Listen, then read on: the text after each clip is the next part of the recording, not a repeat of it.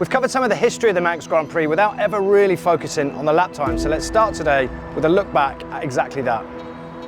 A century ago, it was Les Randalls who won that very first amateur TT with a 52.4 mile an hour lap, but it was actually a Norton that set the lap record at that meeting at 56.4 mph. The following year, it was a Sunbeam that pushed the lap record to 61.3 miles an hour with Dick Birch behind the bars.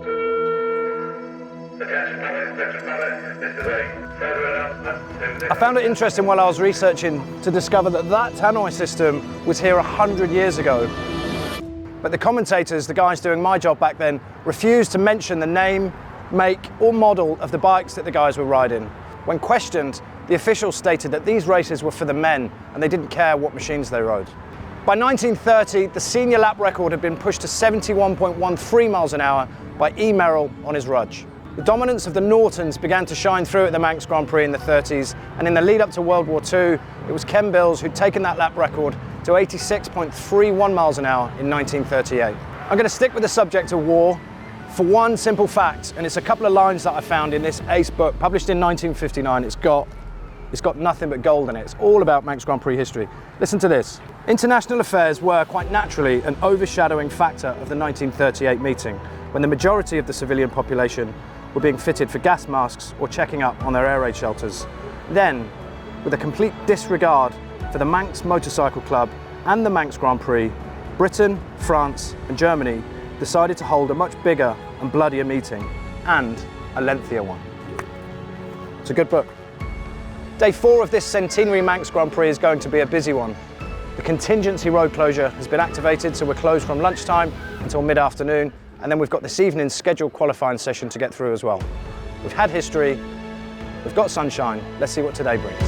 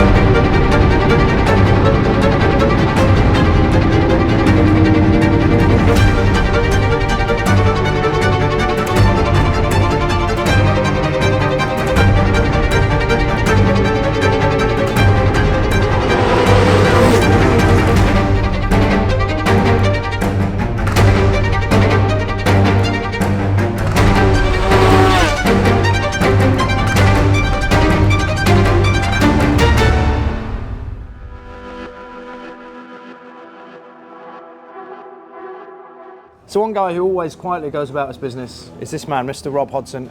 A career It spans over 10 years now, bookended with Kawasaki. Started in 2012 on the 650 Twin, and obviously you won the big classic superbike race last year with the Greenall team.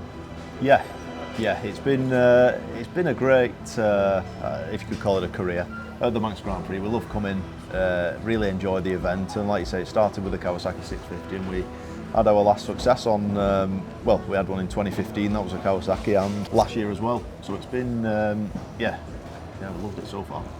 And that race last year, I mean, you didn't set out as the favourite, but you, from what I can remember covering the race myself, you finished the end of lap 2.5 seconds up on Craig Neve, and then just perfectly managed the gap all the way to the flag. Yeah, so we was thereabouts all practice week, but yeah, weren't really put as one of the favourites for some reason. Other people's, were put in front of us, but yeah, the race itself was great. I had like 3 pit boards through that race, and I knew it was a really close race with someone. I didn't know it was Craig at that time, and then yeah, with it being so close, like you said, 0.2 of a second or whatever. 2.97 at one point. Yeah.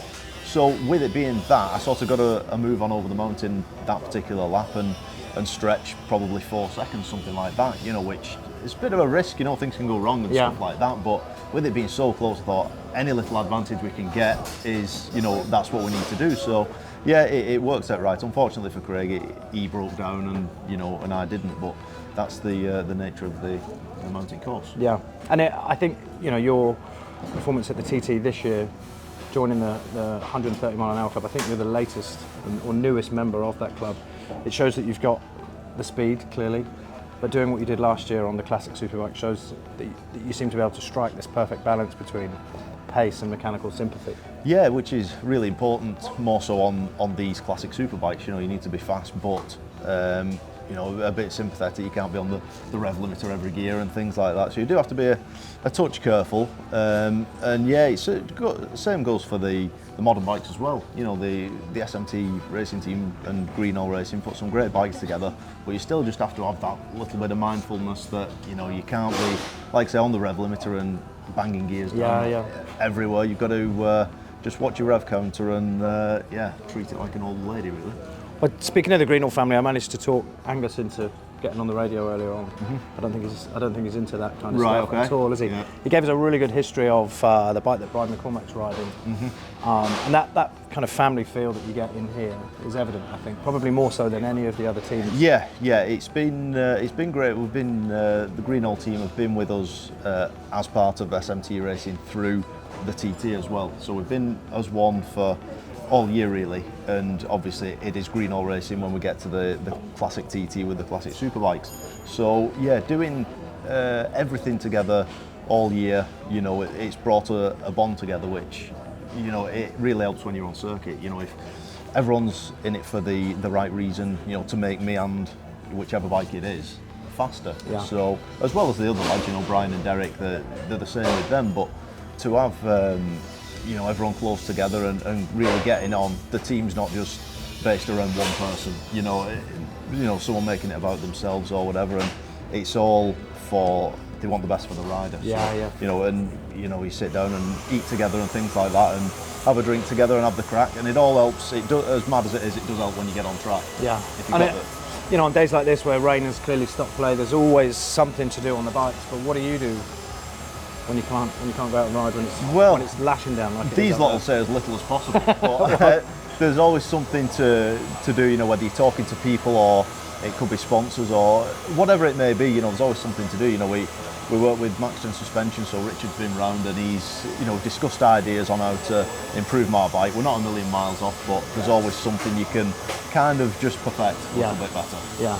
I was really impressed with your top 10 finish in the Supersport race in the TT this year. Yeah. And I guess if you look at or compare a top 10 finish on a 600 with a 130 mile an hour lap on the big bike at the TT, and then a race win here on a classic superbike. Yeah. Is there a favourite moment out of those three that you could pick if you had to choose? It'd probably, you would never turn down doing 130 mile an hour. There's not loads of people who've done it. So that is 26, I think. Yeah, so it's a massive feather in my cap really. But when there's no feeling quite like you're coming up the return road and pull right into in. Yeah, and then standing on the podium and and celebrating the night as well, you know. So if you could buy that, there'd be a massive queue for it, you know, but you can't. So you've got to earn it. So I think, yeah, a win round here has got to be top of the list, no matter what sort of what race it is. Well, unfortunately for you, Rob, I'll be manning the winners' enclosure on the radio with Manx Prix come race weekend. So thank you for your time, mate, and hopefully we'll be chatting again in a couple of days. That's it. Yeah, I'll speak to you soon. Cheers.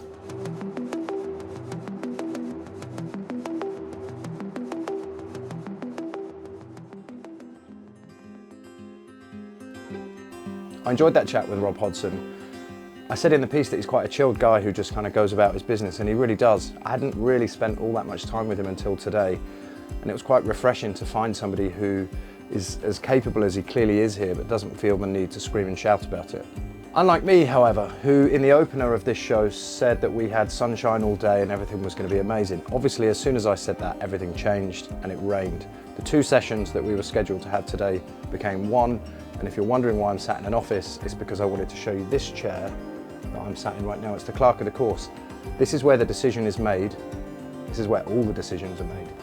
Everything looks far too technical and grown up for me, but we thought we'd sneak in here just so that we can show you where the big man sits when the roads are closed and the races and qualifying sessions are running. The lightweights led the way when the first session opened today, and Michael Dunlop immediately answered that question that we posed in the show yesterday. We were talking about if anybody could get near Ian Locker's 112 from the opening day of practice and qualifying here. Well, Michael did. He did 115.964 standing start on his 250. What was good to see though was Ian Locker turning up the wick in his 40th Manx Grand Prix and running 115.2 miles an hour in one of his laps. That race is shaping up to be an absolute cracker, especially if Mike Brown can find some form on the other 250 from the Greenall race team. Andrea Maiola might have topped the session in the junior class, but it's local lad Mark Colvin that I'm tipping for something special when race day comes. He's just lurking. Every time I see him off the bike, he's supremely confident, happy to talk, and on it he just looks completely relaxed, completely within himself. He's really flying on that RC Express twin. John McGuinness, Dean Harrison and James Hillier led the way in the classic senior class. John opened with 108.9 and followed it up with a 110 mile an hour lap. As strong as that sounds, that combo has lapped at 113 miles an hour in the past, and John seems to think that a tweak to the gearing will help that bike over the mountain. In the classic Superbike class, Dunlop looked to be pushing for a 125 mile an hour standing start lap on the S-Rad. No sign of the XR69 that we saw here last year. It's not even on the island. I spoke to Nathan Columbi, who runs that team, and he said that they need to focus on getting the S-Rad better, and if every time it has a fault they just jump on the XR, that isn't going to happen. No change in the running order of Dunlop, Davo and Dean, but everybody went quicker today. 125.6 miles an hour for Michael, and Davo and Dean comfortably bagged 124s. I really enjoyed the senior class today. Daniel, Ingham and Tom Robinson both cracked 120 mile an hour laps, finishing first and second, but it was local lad Joe Yeardsley who stole the show for me. He finished 3rd fastest in the senior class on his 4th lap ever on the R6 that he was riding, and he stuck 119 mile an hour lap in. Really, really impressive. All the guys that I work with that go out around the course and shoot said that he looks super controlled as well. There's loads more to come from him. At 3:30, the clouds descended, and by 4 o'clock, the rain was upon us. I promise I'm not going to mention the weather tomorrow. We've got 2 more days of qualifying before race weekend rolls around. I hope that you've enjoyed this show. I hope you've hit subscribe, and I hope to see you all tomorrow.